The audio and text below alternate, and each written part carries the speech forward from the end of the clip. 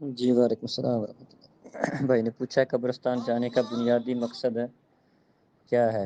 قبرستان جانے کا بنیادی مقصد نبی مکرم صلی اللہ علیہ وسلم نے خود بیان فرمایا ہے۔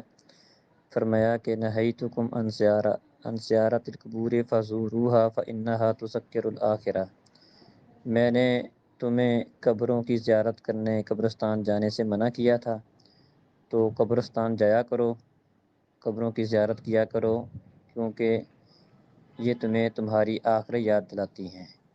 تو قبرستان جانے کا بنیادی مقصد یہ ہے کہ وہاں پر بندہ جائے اور ان قبروں کو دیکھ کر اسے اپنا مرنا یاد آئے اور وہ بندہ اپنی آخرت کی تیاری اچھی کر لے۔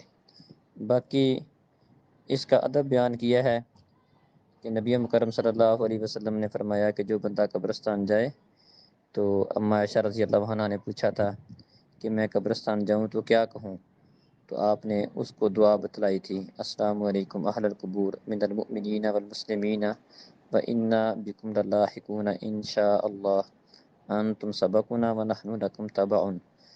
تو قبرستان جاتے ہوئے یہ دعا پڑھی جائے، جس میں مرنے والوں کے لیے سلامتی اور بخشش کی دعا ہے، اور اس بات کا اظہار ہے کہ ہم نے بھی یہیں پر آنا ہے، بس فرق یہ ہے کہ تم لوگ پہلے آگے ہو اور ہم بھی تمہارے پیچھے ہیں، انجام سب کا یہی ہے۔ تو باقی ویسے اس کے علاوہ بھی کوئی دعا مزید اگر کوئی مانگتا ہے مرنے والوں کے لیے، قبرستان میں جو فوت شدہ ہیں ان کے لیے، تو وہاں پر بھی مانگی جا سکتی ہے، اس میں کوئی مسئلہ نہیں ہے۔ جبکہ دعا کے لیے قبرستان جانا ضروری نہیں ہے، نمازوں کے بعد یا عمومی اوقات میں جب بھی بندہ چاہے اپنے فوت شدگان کے لیے دعا کر سکتا ہے، جیسے قرآن نے بھی بتایا ہے، ربنا اغفر لنا ولاخواننا الذین سبقونا بالایمان، اللہ ہمیں معاف کر دے اور ہم سے پہلے جو لوگ فوت ہو چکے انہیں معاف کر دے۔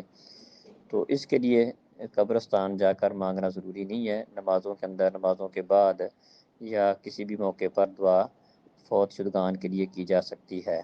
ہاں، قبرستان جا کر جب بندہ گیا ہے تو اس وقت بھی ان کے لیے بخشش کی، سلامتی کی دعا کرے، لیکن دعا کے لیے قبرستان جانا شرط نہیں ہے۔